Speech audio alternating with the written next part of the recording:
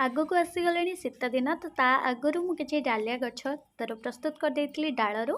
तो ये डाल काटिकी ग्रो बैग्रे भी लगे ग्रो करेंगे। 1 सुस पेपर कप्रे भी ग्रो करेंगे ना कि सुल पेटी भी बहुत बढ़िया ये ग्रो होता है जर्मिनेट होता है।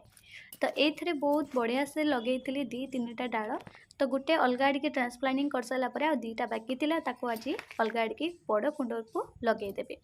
तो बड़ कुंडे लगेवा पूर्वर तापाई प्रथम आम माटी प्रिपेयर करना। माटी मुझे नहीं हल्का कोकोपेट माने 5 भाग कोकोपेट रखी। एबे जेहेतु वर्षा होची कोकोपेटर मात्रा बहुत कम नहीं। आ बालीर मात्रा 7 भाग नहीं, माटी 10 भाग। से हल्का बाली ने कौन रगड़ा बाली ने जोटा कि टिके गुड़गुड़िया थाए आउे माने टिके मोटा अंश टिके बाली ता साथी ये 1 ରୁ 2 ଚାମଚ मापरे नेबे नीमखली पाउडर जोटा कि एबे वर्षा समय भी दरकार। आग को गचर चेर बढ़िया पर आम गछ को फंगस न लगे ताको सुस्थ रखापी बहुत आवश्यक।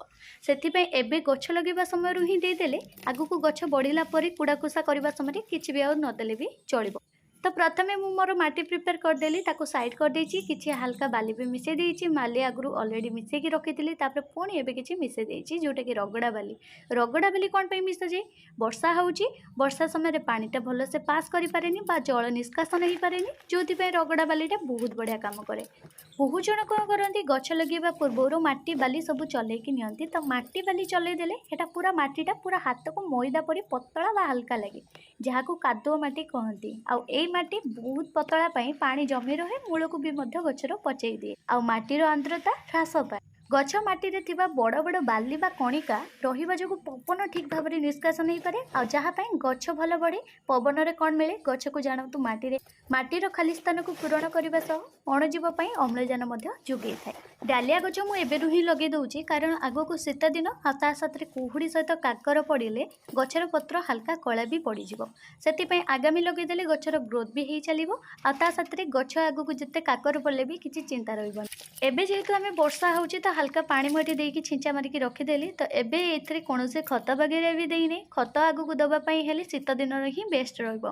खत आग को कौन देवी निश्चित तापर गोटे वीडियो करी। डालिया गछ प्रॉपर खत बनइबा केमिति आ जेमिति फंगस से लगभग आ गचर ग्रोथ भी 2 गुणा बढ़ी चलो। तो एमती करिका मु बहुत सारा डालिया गछ डालू गछ कर सारी। यहाँ हूँ मोर मिनी डालिया भेराइटी। तो एबे हल्का पानी देकी जो रखिली छिंचा मारिकी कारण हूँ वर्षा पानी होउची आ वर्षा हवा समय पानी जते कम देबे बहुत भल रहइबो। तो मु वर्षा हला बोली आसिकी टिके साइड हेकी टिके लुचि देखुतली गछटा बहुत बढ़िया पानी पड़ुचे ऊपर पानी लागी जिवो।